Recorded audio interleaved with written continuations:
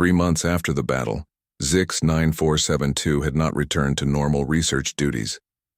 The alien observer could not focus on routine scientific observations. Every attempt to study peaceful civilizations was interrupted by memories of human warriors fighting impossible odds with absolute determination. Sleep cycles remained disrupted. Concentration was scattered. The other Zephyrian crew members had begun expressing concern. The obsession with understanding human warfare had become consuming. ZIX-9472 reviewed battle footage constantly, analyzing every tactical decision and individual act of heroism. The data files had grown beyond reasonable research parameters, but stopping felt impossible. Something fundamental about the nature of consciousness and courage had been revealed, and it demanded complete understanding. Dr. Simon Hayes arrived on a human research vessel 3 weeks later. The xenopsychologist had studied alien responses to human warfare for several years. His specialty was helping other species process the psychological impact of witnessing human combat capabilities. Apparently, ZIX-9472 was not the first alien observer to experience these symptoms. Your people evolved without significant warfare, Dr. Hayes explained during their first meeting. You have no psychological framework for processing extreme violence. Watching humans fight can be traumatic for species that lack evolutionary preparation for combat stress. I was not in physical danger, ZIX-9472 protested. I observed from a safe distance. Why would I experience trauma from events that did not threaten me directly? Dr. Hayes smiled with the same sad expression ZIX-9472 had seen on human faces after the battle. Because you have empathy. Watching others suffer affects compassionate beings regardless of their physical safety. The trauma comes from witnessing events that challenge your understanding of reality. The human doctor was correct. ZIX-9472 had experienced emotional responses that had no equivalent in Zephyrian language or psychology. The impossible courage of human warriors had broken something fundamental in alien assumptions about the nature of fear, duty, and sacrifice. Admiral Beth Parker arrived with the human Deep Space Fleet 1 month later. Her ships were massive, heavily armed, and clearly built for warfare. Yet her first action was to establish peaceful diplomatic contact with all alien vessels in the system. She requested permission to enter Zephyrian space rather than simply taking what she wanted. We come offering friendship and alliance, Admiral Parker announced in perfect Zephyrian language. We know our methods of warfare can be disturbing to peaceful species. We want to assure you that humans fight only when fighting is necessary to protect innocent life. The concept was paradoxical. The most effective warriors in galactic history were requesting permission to establish peaceful relations. They possessed the power to take whatever they wanted, yet they chose to ask politely instead. Captain Nora Bell had replaced Captain Grant as Colonial Defense Commander. Grant had requested transfer to a research position, claiming she needed time to process her combat experiences before returning to active duty. The human military actually encouraged this type of psychological recovery, rather than forcing their warriors to continue fighting indefinitely. Captain Bell met with ZIX-9472 personally to discuss the alien observer's research.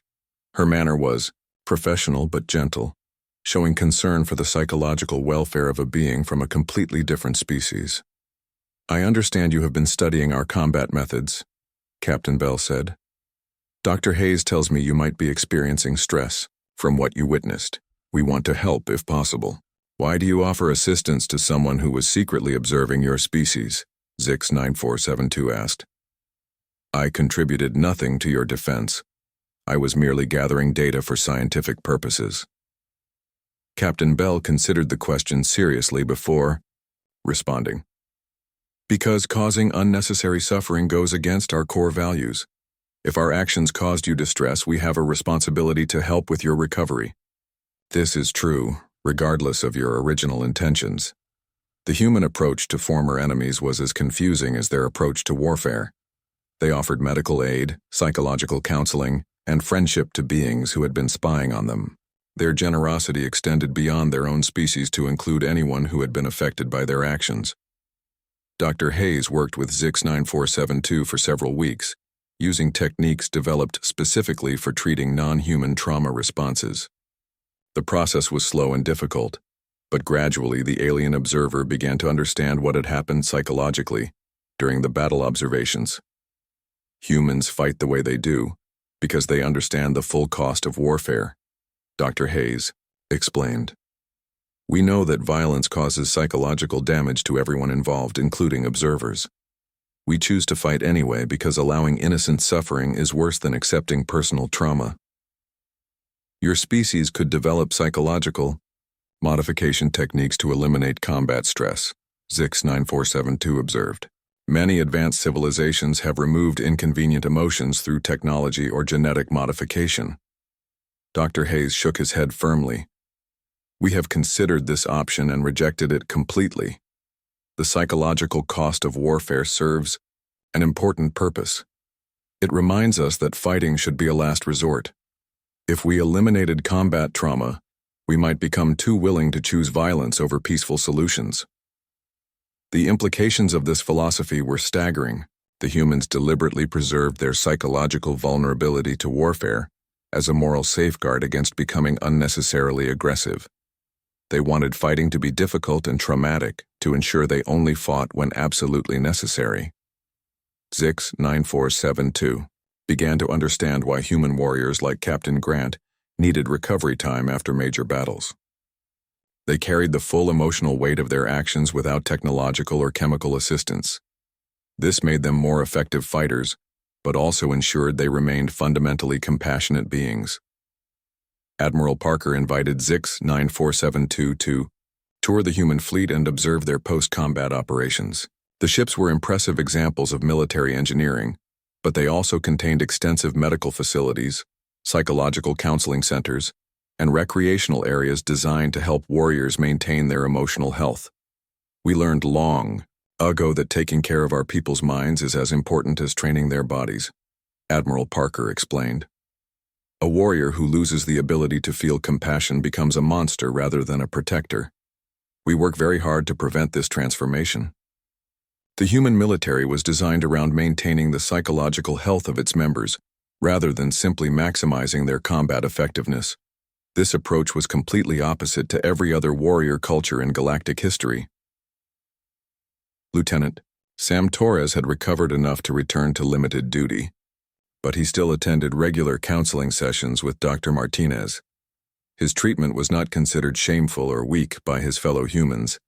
Instead, seeking help for psychological injuries was encouraged and respected.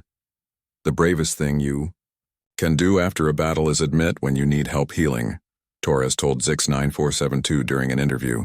We take care of each other because that is what makes us human. As the months passed, Zix 9472 gradually returned to normal research functions with Dr. Hayes' assistance. However, the perspective on humanity had been permanently changed. The aliens were no longer seen as a primitive species with unusual combat capabilities. They were something unprecedented in galactic history. The final research report took 6 months to complete. Zix 9472 recommended immediate alliance with humanity, not because they would be useful military allies, but because any species capable of such sacrifice for others represented a fundamental advancement in consciousness evolution. Humans fight, not because they lack empathy, but because they possess it in extreme measure, the report concluded. They willingly accept psychological trauma to protect innocent life. This combination of warrior capability and compassionate motivation has never been observed in any other species. The report recommended that the Galactic Council study human, psychological techniques for maintaining empathy during necessary warfare. Most species either avoided combat entirely or lost their compassion when forced to fight. Humans had solved the paradox of remaining both effective warriors and caring protectors. The sleep cycle disruption never completely disappeared.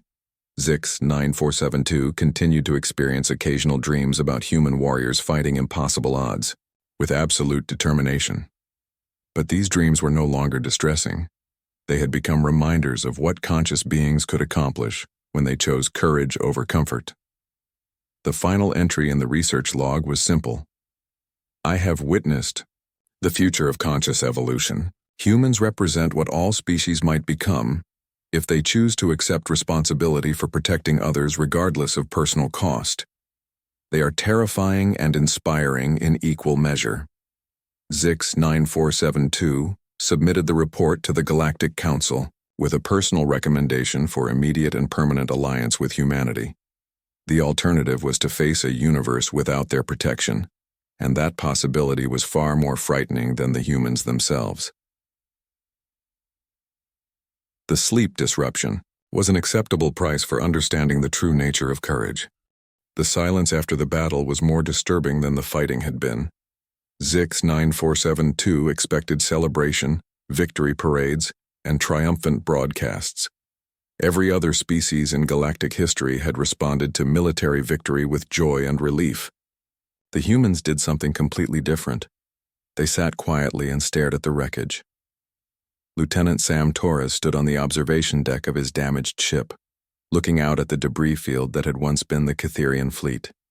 His hands shook despite the victory. Medical scans showed elevated stress hormones and brain activity patterns that resembled trauma responses, more than celebration.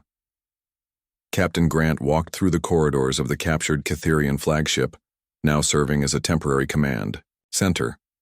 Her movements were precise and professional, but something had changed in her eyes. She looked older, despite the battle lasting only one day.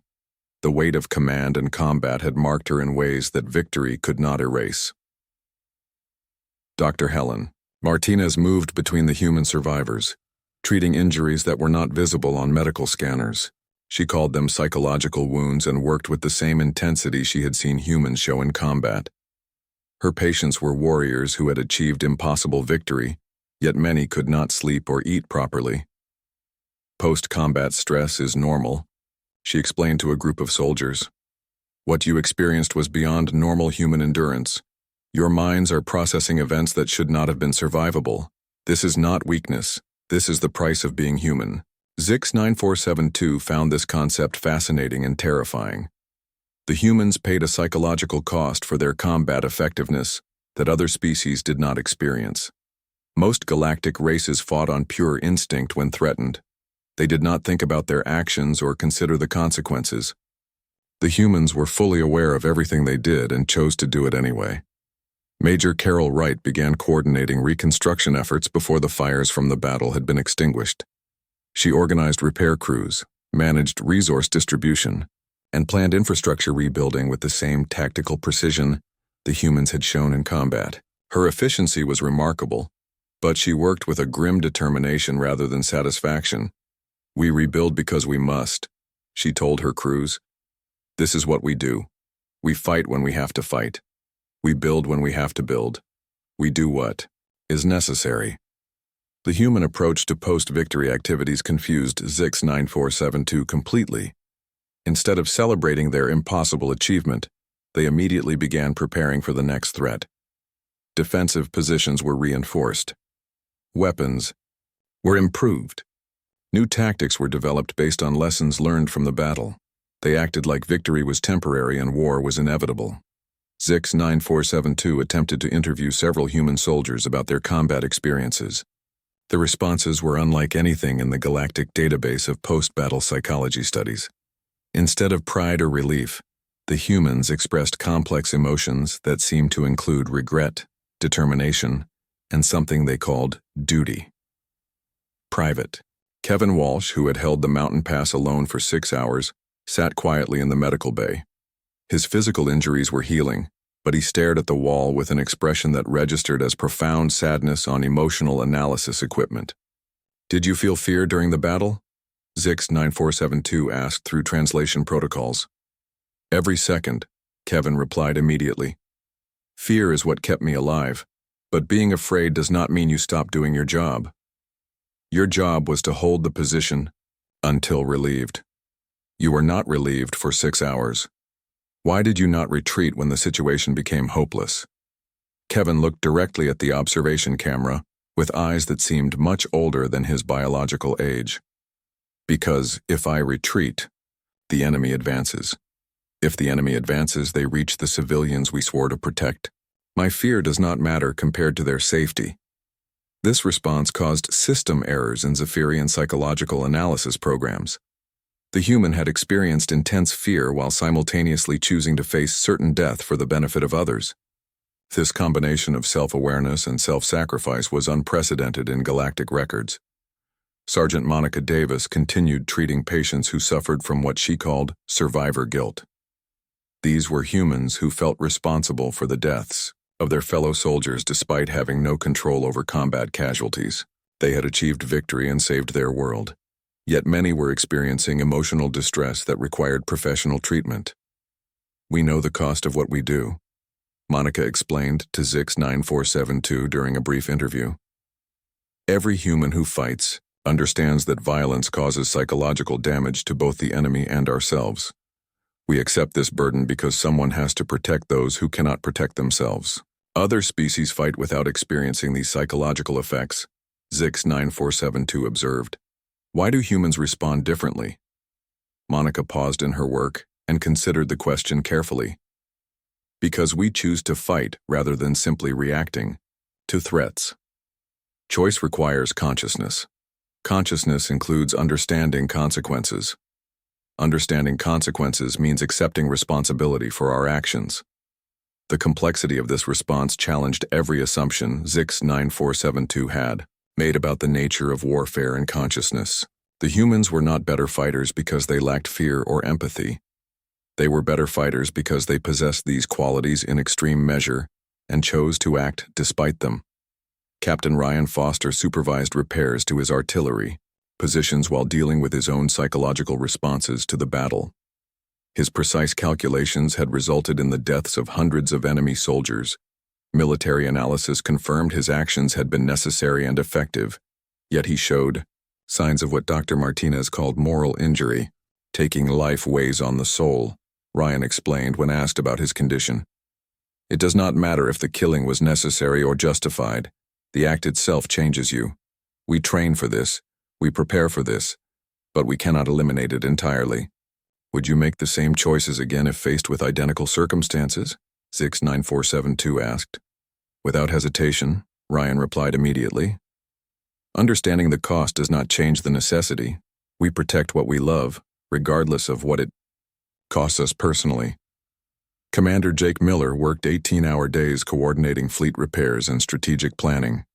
His tactical genius had saved the human colony, but medical scans showed stress levels that bordered on dangerous. He refused treatment or rest until all critical repairs were completed and defensive preparations were updated. "Command is responsibility," he told his medical officer, who tried to force him to rest.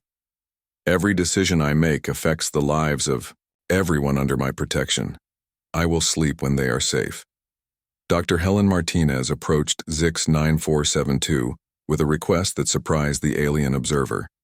She wanted to study Zephyrian psychological responses to witnessing extreme violence. Her concern was that the alien observer might be experiencing trauma from watching the battle.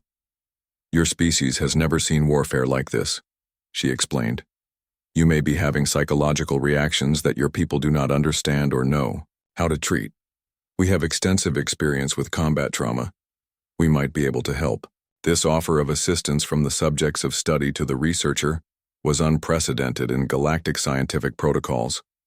The humans were offering medical aid to an alien observer who had been secretly studying them.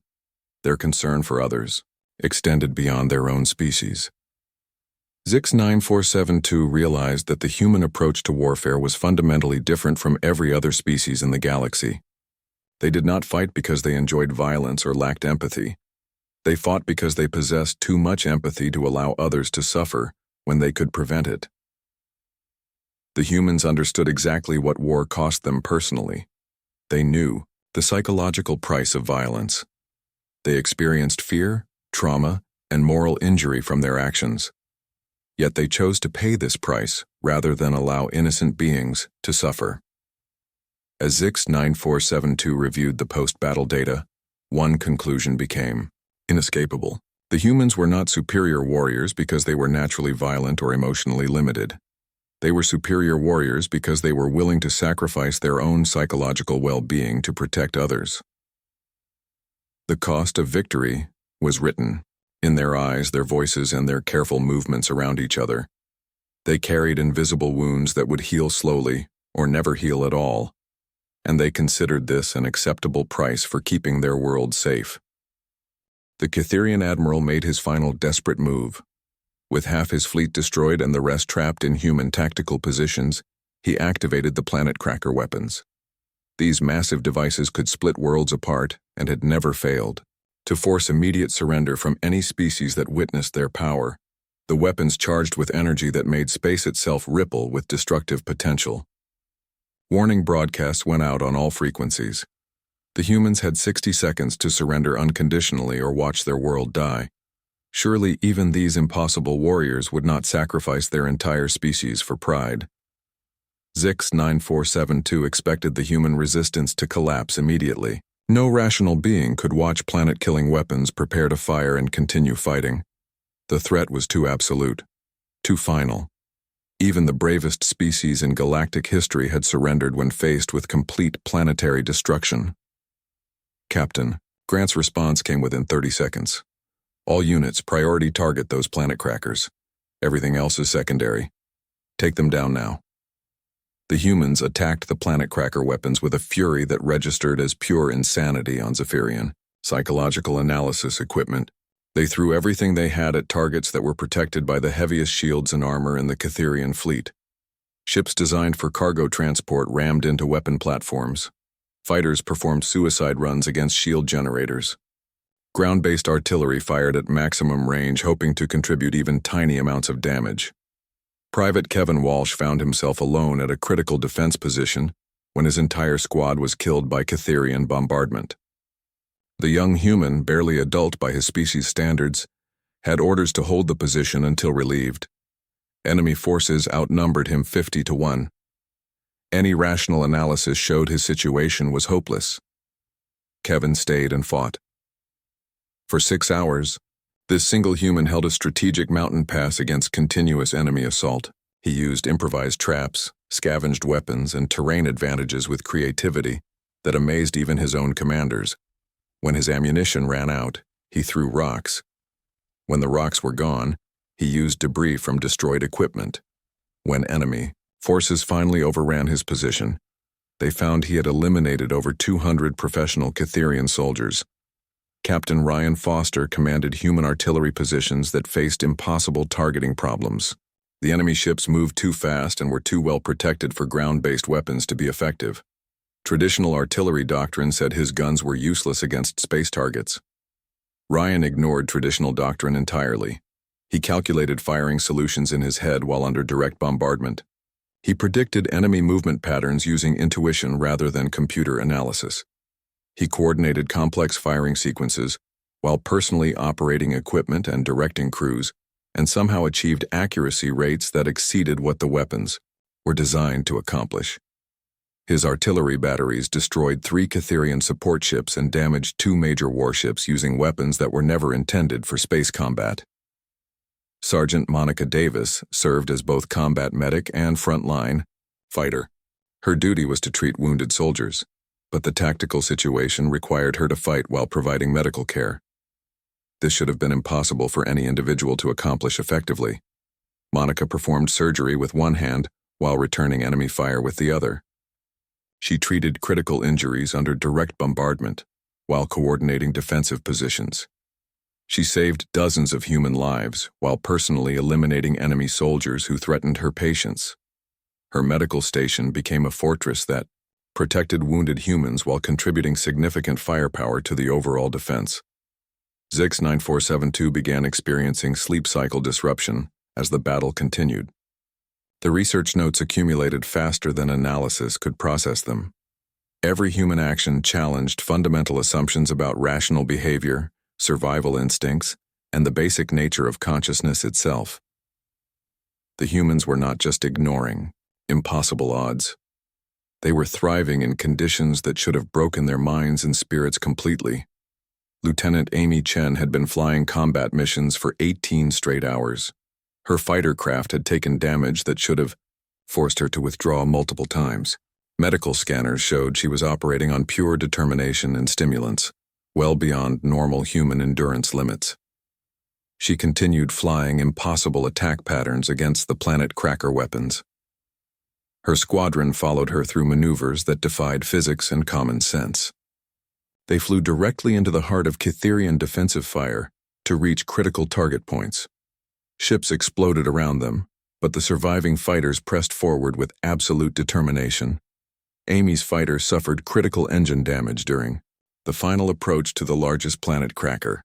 Instead of retreating for repairs, she converted her ship into a guided missile and aimed directly at the weapon's primary power core. Her last transmission was perfectly calm. Target acquired. See you on the other side. The explosion destroyed the planet cracker and took a significant portion of the Cytherian flagship with it. Commander Jake Miller watched his fleet being systematically destroyed while somehow continuing to achieve tactical victories. Human losses were enormous, but every sacrifice accomplished specific military objectives. His people died with precision and purpose that turned individual deaths into strategic advantages. He coordinated fleet movements while personally engaging enemy forces. His ship took multiple direct hits that should have killed everyone aboard, but emergency repairs kept them fighting. When his main weapons failed, he used secondary systems. When those failed, he rammed enemy vessels. The tactical situation had become impossible to predict using any conventional analysis. Human forces were simultaneously winning and losing, depending on which measurements were used. They lost ships and personnel at catastrophic rates while achieving objectives that larger, better-equipped forces could not accomplish. Captain Grant led the final assault on the Cytherian command ship personally. Her vessel had been converted from a passenger transport and was never designed for close combat. She piloted directly into the enemy flagship's docking bay while coordinating fleet-wide operations and engaging multiple enemy targets simultaneously. The fighting moved to hand-to-hand combat in the corridors of the alien ship. Human soldiers faced Cytherian warriors who were larger, stronger, and better equipped. The conventional analysis showed humans should have been slaughtered immediately in close combat. Instead, the humans fought with a combination of tactical, intelligence, and pure ferocity that overwhelmed their physically superior opponents. They used environment, teamwork, and creative weapon applications to turn disadvantages into strategic benefits.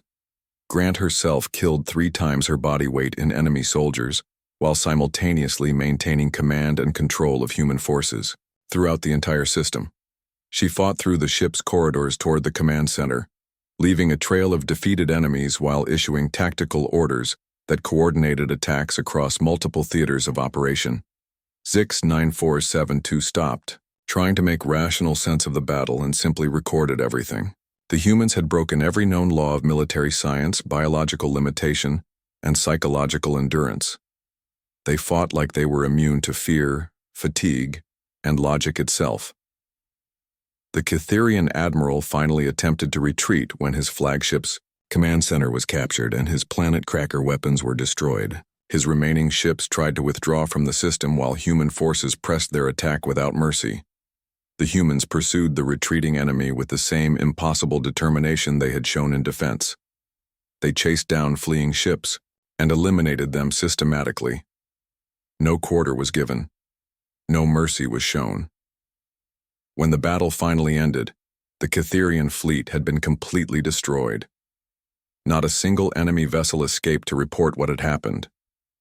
The humans had achieved total victory against odds that were mathematically impossible to overcome. As Zix-9472 reviewed the battle recordings, one fact became terrifyingly clear.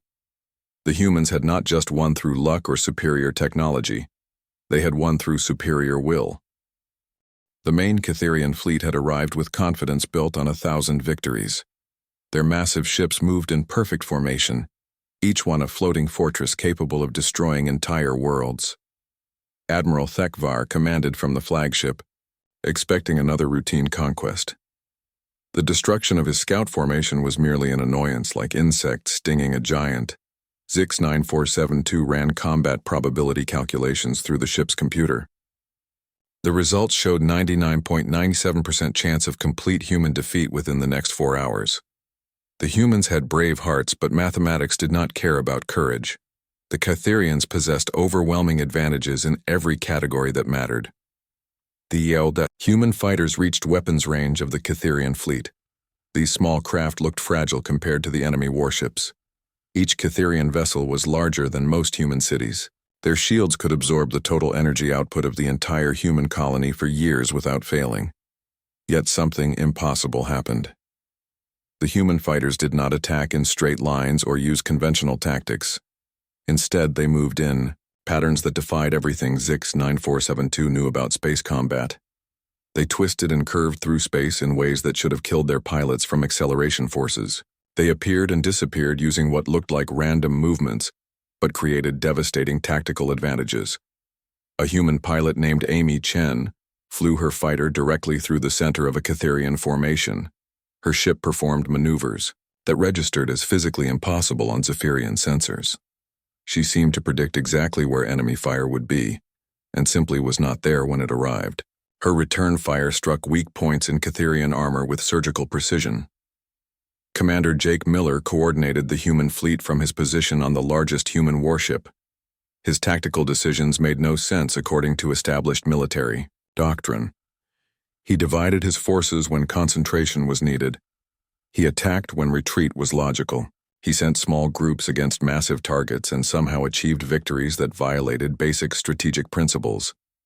Zix 9472 watched in growing confusion as human tactics proved effective, despite being theoretically suicidal. A group of converted cargo ships surrounded and destroyed a Catherian heavy cruiser. Human fighters penetrated shield systems that had never been breached in 3 centuries of warfare. Weapons that should have been ineffective somehow caused critical damage to advanced enemy technology. The Catherian admiral grew frustrated and ordered a full assault. His entire fleet moved toward New Haven with all weapons charging. This would end the human resistance quickly and permanently. No species had ever survived a concentrated Catherian fleet attack. The humans responded by doing something that made Zix 9472 question the reliability of the observation equipment. They charged directly at the enemy fleet. Captain Grant led the attack personally in a ship that was clearly converted from a passenger transport. She broadcast tactical updates to her fleet, while simultaneously piloting through enemy fire that should have vaporized her vessel instantly. Her voice remained calm and professional as she coordinated impossible maneuvers. Unit 7, hit their port shield generator. Unit 12, cover the approach to their command section. All fighters, follow attack pattern Delta and remember to trust your instincts. Trust their instincts. Zix 9472 made special note of this phrase. Human combat doctrine seemed to rely partly on individual decision-making rather than pure tactical calculation. This was considered primitively inefficient by most advanced species, yet somehow it was working. Ground forces under Colonel Pete Washington had been preparing defensive positions on New Haven's surface. The Catherians sent landing forces to capture strategic points while the space battle continued. These ground troops were professional soldiers with advanced equipment and centuries of experience conquering planets. They landed expecting organized resistance from defensive positions. Instead, they found humans everywhere and nowhere. Human soldiers appeared from locations that sensors showed were empty. They used weapons that combined advanced technology with primitive materials in ways that created unexpected effectiveness. One human unit converted mining explosives into weapons that could penetrate Catherian armor. Another group used construction equipment as mobile artillery platforms. A squad of humans led by Sergeant Danny Rodriguez destroyed an entire Catherian landing zone, using nothing but creative engineering and absolute fearlessness. Zix 9472 began experiencing what humans might call anxiety. The established scientific models for predicting combat outcomes were proving completely useless. Every calculation showed human defeat, yet humans kept winning individual battles. The mathematical impossibility of their success was causing system errors in the observation equipment. The space battle reached a critical point when Catherian reinforcements arrived from their fleet reserves.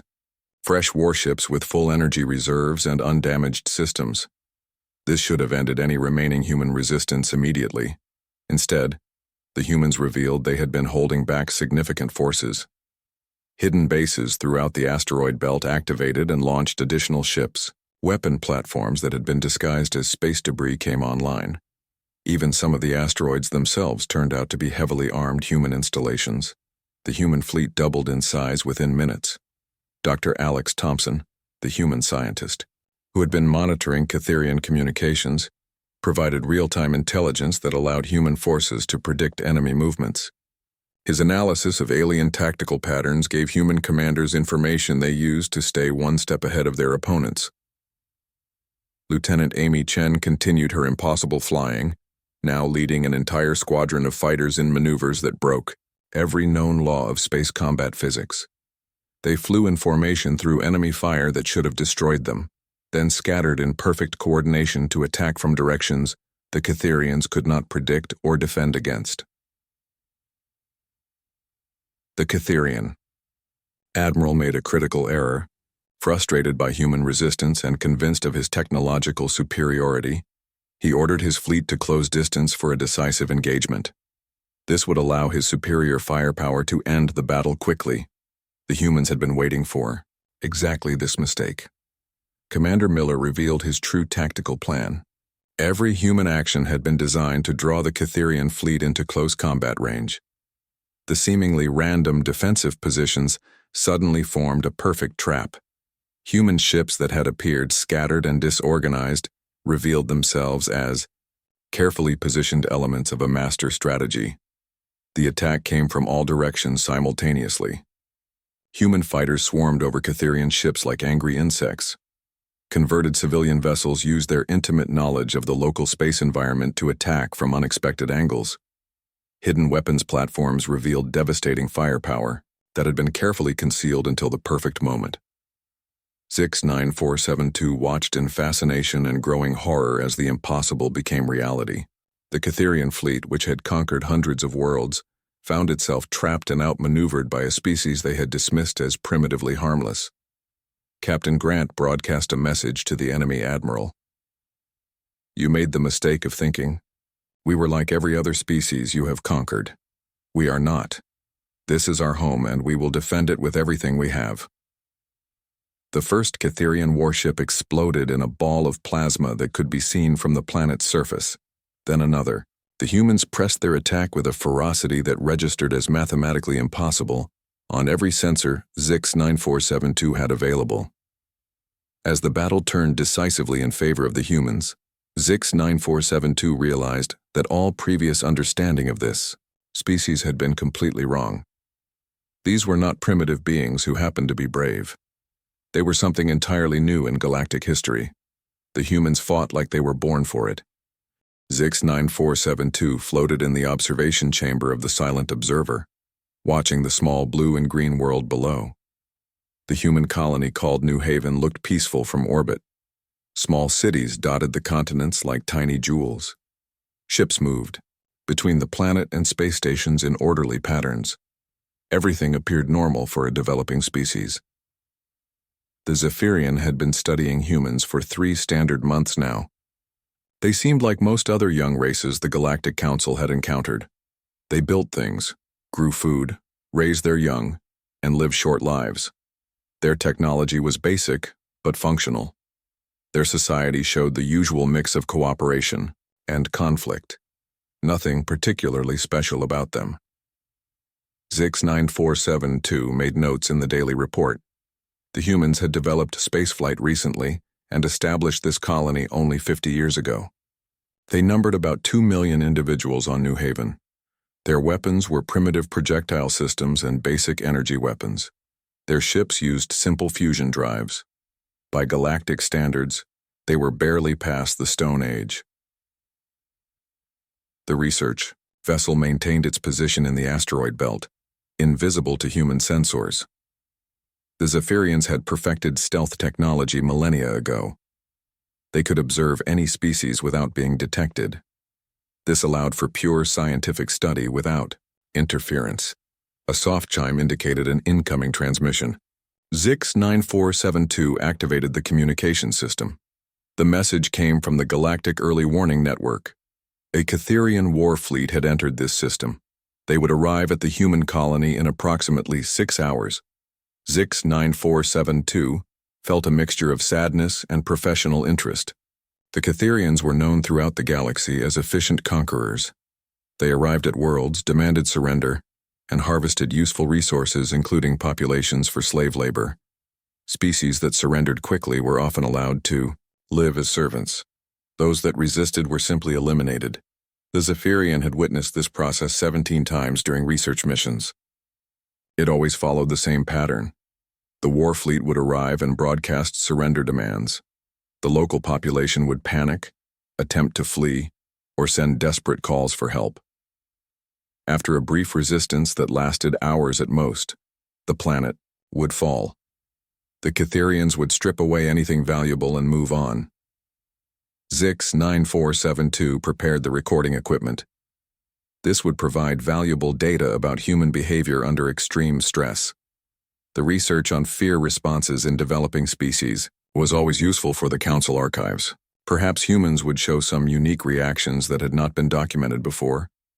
The Catherian fleet materialized at the edge of the system. 12 massive warships accompanied by twice as many support vessels.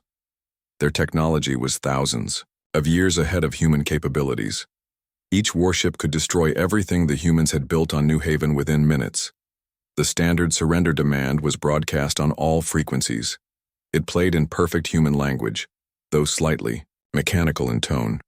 The message was simple: surrender immediately and become servants of the Catherian Empire. Resistance would result in complete destruction of all human life in this system. Zix 9472 expected the humans to respond within the hour. Most species sent surrender messages very quickly when faced with overwhelming force. The smart ones usually tried to negotiate for better terms of servitude. The desperate ones begged for mercy. The foolish ones made threats they could not back up, but the humans did something unexpected. They went silent. For 2 hours, no response came from New Haven. The Catherian fleet moved closer, repeating their demands. Still nothing from the humans. 69472 checked the equipment to make sure it was working properly. The scanning systems showed massive activity on the planet's surface, but no communication attempts. Then the human ships began moving. Instead of fleeing or hiding, every human vessel in the system started converging on New Haven. Cargo ships, passenger transports, mining vessels, even small private craft. They formed defensive positions around the planet and its moons. More ships arrived from the outer system, including several that had been disguised as asteroids. Zix 9472 rechecked the sensor readings. The human fleet numbered nearly 400 vessels. Most were converted civilian ships, but their energy signatures showed they had been armed. Somehow the humans had been preparing for this moment. A transmission finally came from the planet. A human female appeared on screen, wearing what looked like a military uniform. She had short brown hair and steady green eyes. The nameplate on her uniform read, Grant. "This is Captain Lisa Grant of the New Haven Colonial Defense Force," she said in a calm voice. "We have received your surrender demand. Our response is no. This is our home. We will defend it." 69472 stared at the display in confusion. The human was clearly stating they intended to fight. This made no sense. The Catherians had overwhelming superiority in numbers, technology, and firepower. Any rational analysis showed the humans had zero chance of victory. They were choosing certain death over survival. Captain Grant continued speaking. "All civilian vessels have been evacuated to safe positions. Combat vessels are taking defensive formations. We are ready to engage." The sea transmission ended. The Catherian fleet commander responded with what sounded like amusement. "Your resistance is noted and rejected. You have one final chance to surrender before we demonstrate the price of defiance." No response came from the humans. Instead, their ships spread into attack formations that looked almost professional. Weapon systems powered up across the fleet. The colony's surface bristled with defensive installations that had somehow appeared overnight. Zix 9472 made rapid notes. This behavior pattern had never been observed before. The humans were exhibiting what could only be described as voluntary self-destruction. Yet they appeared calm and organized rather than panicked. Their formations showed tactical knowledge and careful planning. The first Catherian scouts approached the outer edge of human space. These were small, fast ships designed to test enemy responses and gather tactical data. Each scout was more advanced than the largest human warship. The humans opened fire immediately. The energy readings from human weapons made ZIX-9472 double-check the sensors again. The weapons were primitive in design but somehow generated far more power than should have been possible. The first scout vanished in a ball of plasma. The second scout lasted long enough to return fire before being destroyed by concentrated human firepower. Within minutes, the entire scout formation was eliminated. The Catherian fleet commander broadcast an angry message demanding immediate surrender. The human response was to launch fighters. Small, fast human craft streamed from hidden bays and began moving toward the main Catherian fleet. ZIX-9472 felt something that had no name in Zephyrian language. It was like fear, but mixed with fascination and confusion. The humans were not just choosing to fight impossible odds. They were attacking. The research notes kept growing. Every assumption about rational behavior was being challenged. The humans knew they could not win, yet they fought as if victory was certain. They faced destruction with what appeared to be eager determination. As the human fighters closed with the enemy fleet, ZIX-9472 realized this observation mission had become something entirely different. The peaceful study of a primitive species had turned into documentation of something unprecedented in galactic history. The humans were not just fighting back, they were fighting forward.